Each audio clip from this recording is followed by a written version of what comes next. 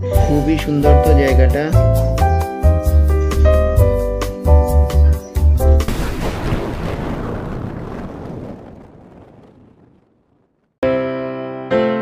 Hello guys, আপনারা দেখছেন সীমান্তস good idea. আশা করি সকলে ভালো আছেন, সুস্থ আছেন, নিরাপদে আছেন। চলে এসেছি নতুন একটি এপিসোড নিয়ে।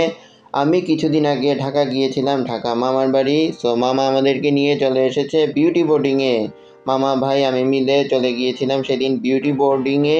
বিউটি বোর্ডিং কি, তার ঐতিহ্য কি, তার ইতিহাস কি, সব কিছু নিয়েই আজকের ভিডিও। তো গাইস শুরু করা যাক। বিউটি বোর্ডিং পুরান ঢাকার একটি ঐতিহ্যবাহী স্থান, যা মূলত কবি, সাহিত্যিক, শিল্পী এবং বুদ্ধিজীবীদের মিলনমেলা হিসেবে পরিচিত। এটি 1949 সালে দুই ভাই প্রহ্লাদ চন্দ্র সাহা ও নলিনী মোহন সাহা প্রতিষ্ঠা করেন। অনেকে মনে করতে পারেন এই জায়গাটা আসার উদ্দেশ্যটা কি বা কেন এসেছি, এতটুকু একটা ছোট জায়গা আসার কোনো কি কারণ আছে? এই জায়গাটি ছোট হতে পারে কিন্তু খুবই সুন্দর এবং ঐতিহ্যবাহী এক জায়গা। কেন বলছি? কারণ এখানে বড় বড় কবি, সাহিত্যিক, শিল্পী, বুদ্ধিজীবী সহ এমন মহান মহান ব্যক্তিরা এসেছেন, পায়ের ধুলো দিয়েছেন, যা বলার বাইরে। ইতিহাস, ঐতিহ্য খ্যাত একটি জায়গা। আর বোর্ডিং মানে হচ্ছে যে এখানে থাকা খাওয়ার ব্যবস্থাটা করা হয়।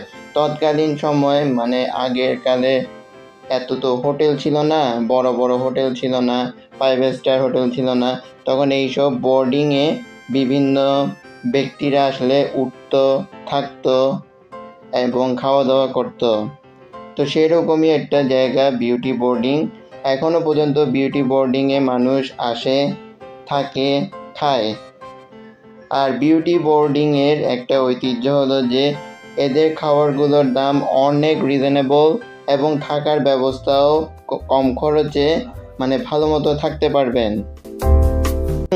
ওরকম 5 স্টার ফিলিং তো পাবেনই না, কিন্তু যা ফিলিং পাবেন কম খরচে ভালোই থাকতে পারবেন, ভালোই খেতে পারবেন। এখানে খাবারগুলো মুখে লাগার মতো। তবে আমরা খাওয়ার উদ্দেশ্য নিয়ে আসিনি বিধায় এখানে বসে কিছু খাইনি তেমন। তবে এখানে দইটা ট্রাই করেছি, দইটা অসাধারণ। এরা নিজেরাই বানায় দই, দইটি অসাধারণ খেতে, বলার বাইরে। আর চারদিকটা ঘুরে ঘুরে দেখছি, এটার ঐতিহ্যের সাথে নিজেকে সম্পৃক্ত করছি। ভালোই লাগছে যে একটা সময় এখানে এত বড় বড় মানুষরা এসেছে, নিজেদের মানে চিন্তাধারা, ভাব, মূর্তি সব প্রকাশ করে গিয়েছে বসে এবং থেকে। তো জিনিসটা ভাবতে ভালো লাগে।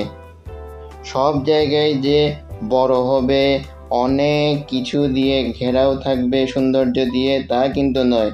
তবে এটি ছোট হলেও জায়গাটি খুব সুন্দর এবং এত গুরুত্বপূর্ণ ব্যক্তিদের পদচারণা হয়েছে যে আমি এসে নিজেকে গর্বিত মনে করছি, ভালো লাগছে।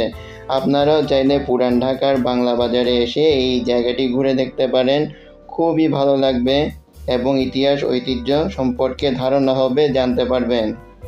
অবশ্যই ইতিহাস ঐতিহ্য সম্পর্কে জানা আমাদের খুবই দরকার। তো আমি চাইবো আপনারা আমার এই ভিডিও দেখে এসে ঘুরে যান, আশা রাখি ভালো লাগবে। আর আজকের ভিডিও এতটুকুই। ভালো থাকুন, সুস্থ থাকুন, টাটা, বাই বাই। এই ভিডিওতে একটি লাইক দিয়ে দিবেন, যারা সাবস্ক্রাইব করেননি তারা অবশ্যই সাবস্ক্রাইব করে দিবেন, আর আমার ফেসবুক পেজটি ফলো করে দিবেন।